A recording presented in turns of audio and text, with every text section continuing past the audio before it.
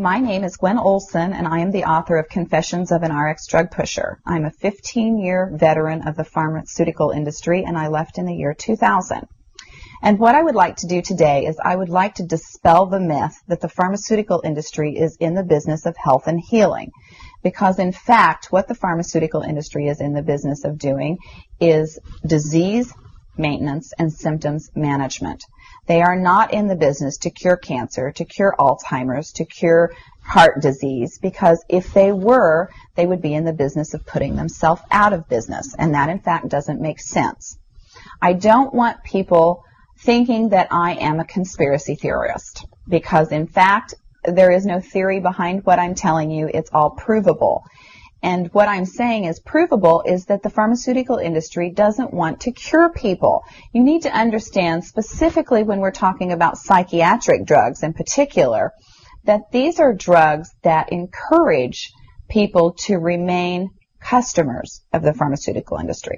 In fact, you will be told if you're given a drug such as an anxiolytic or an antidepressant or an antipsychotic drug that you may be on the drug for the rest of your life.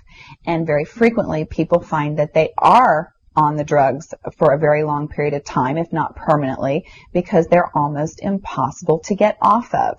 Some of them can have very serious withdrawal symptoms, and most of them can have extremely serious withdrawal symptoms if they're stopped cold turkey, but some people even experience withdrawal symptoms when they try to titrate or they try to eliminate the drug little by little, day after day.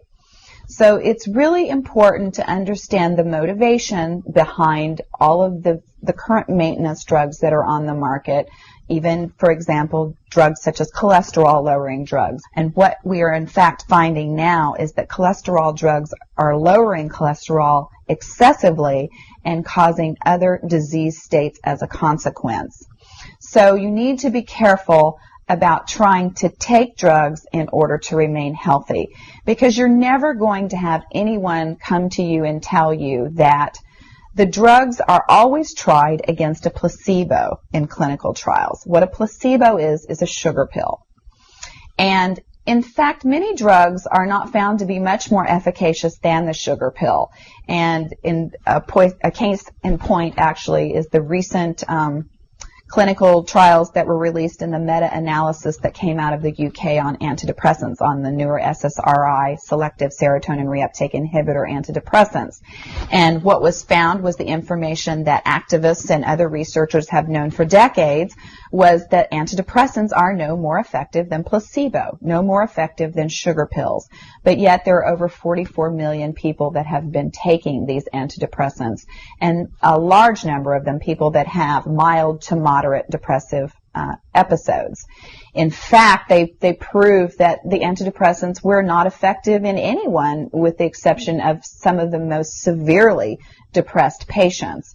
And I can tell you from personal experience that there are a number of things that depressed patients can do to improve their mental status aside from drugs that are quite effective and in fact more effective than placebo. Another recent study that was released showed that exercise was in fact more effective than either placebo or the antidepressant drug that they were compared to. But just like Bill Maher said in his show, you know, we're never going to hear any ads on television that are sponsored by anybody saying, you know, the New England Journal just announced that exercise is twice as effective as antidepressants in curing depression. Ask your doctor if getting your butt off the couch is right for you. You know, you're never going to get that kind of good information, fair, balanced information, as long as pharma is funding the major TV stations, the advertising that supports those television stations, the major journals, and all of the advertising that supports the major journals. You just have to be commonsensical people and understand that the pharmaceutical industry makes 5 to 6 times the amount of money as any of the other Fortune 500 companies in the United States of America. They are not going to easily or readily give up that income. And we are, in fact, considered a human commodity. Our loved ones, our children, our elderly are considered cash cows that are preyed upon by pharmaceutical reps such as myself, who are encouraged to go in and build market shares without thinking about the consequences to patients, without knowing the misinformation that they are distributing, without being aware that the clinical data has been contrived, or that the patient populations have been cherry-picked, or that the side effects have been minimized and reported in such a manner that it doesn't present the information correctly. I spent 15 years in this industry. I was one of the best, but I'm here to tell you that the industry has run amok, that we are at a severe crossroads in this nation, and that we have got to take our power back, and we have got to start making the pharmaceutical industry accountable for their actions and for the defective products that they're putting on the market.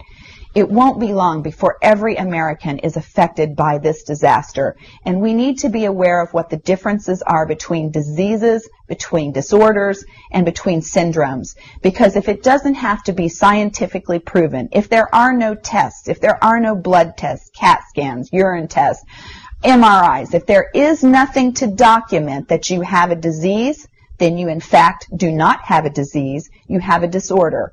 And it has been given and has been diagnosed pretentiously. And you need to get yourself educated and understand that there are options, and those options are much more effective than drugs. You need to look into the nutritional aspects of your diet and your lifestyle aspects. Are you exercising? Are you taking care of yourself in the ways that you need to be proactive about your health?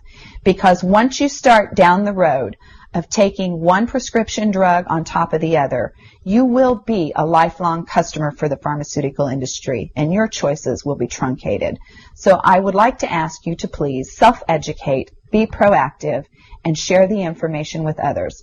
The next victim could be someone that you love. Thank you.